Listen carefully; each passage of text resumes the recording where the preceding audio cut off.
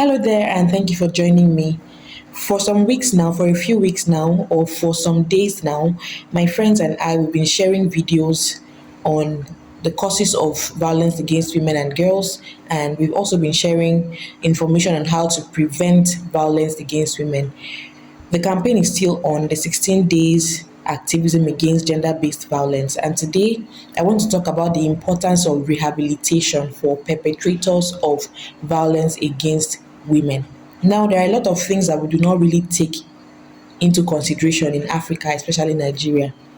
For example, when we talk about bipolar disorder, a lot of Africans do not believe that there's anything like bipolar disorder. They just think that this person is being wicked for acting this way, or this person has a spiritual problem and needs to be taken to church or some kind of shrine for help. But the truth is that a lot of people that are actually sick, mentally sick, and need attention. The same thing applies to this situation. There are a lot of abusive people. I am not supporting abusive people, but the truth is that there are a lot of abusive people who have mental issues and need to be properly diagnosed and treated. Sometimes you see them showing so much remorse, so much regret. They apologize, they beg, they cry, I'm so sorry for hitting you. I didn't mean to do it. And if the woman had left, she moves back in hoping for a change. And when she moves back in, few days later or few weeks later, the guy does worse than what he did before. And it keeps going on and on. They beg, the woman goes back, they hit the woman again. And we can just conclude that this guy is just a very wicked person, but he might be having a mental issue that needs to be dealt with properly.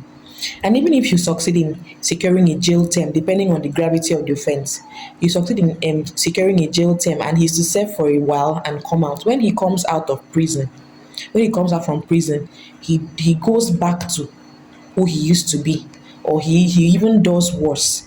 So for me, the best way for us to heal our society, the best approach for us to heal our society is, while we are attending to the victims of violence, we should also check if there's something that is actually wrong with the people who are perpetrating this violence. So there are some careers that we don't take seriously, like psychology. These guys should be made to see therapists. They should go through therapy. There's an American movie I watched some time ago. This guy was a serial killer of blonde women. Any woman with blonde hair, he'll get them, he'll kill them, he'll peel off their scalp with the hair, with the blonde hair, and put it on a mannequin.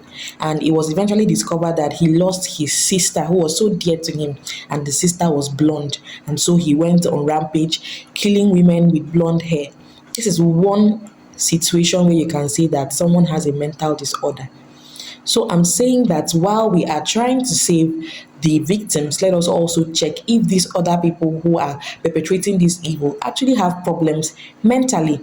We diagnose, we treat them, and then we are sure that our society is safe. We're all healing together and everything will be all right.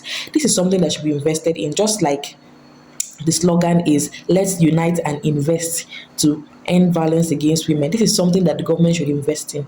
I'm not someone who likes to lose hope. I look forward to a day when we will have leaders who actually look into these things and consider them very important. These are not issues to be ignored. It feels like we just keep talking, and nobody's hearing us. But I believe that as we keep amplifying our voices, as we keep emphasizing, one day we'll have leaders who say, okay, let us look into this aspect of our society and invest here and see how we can heal our society.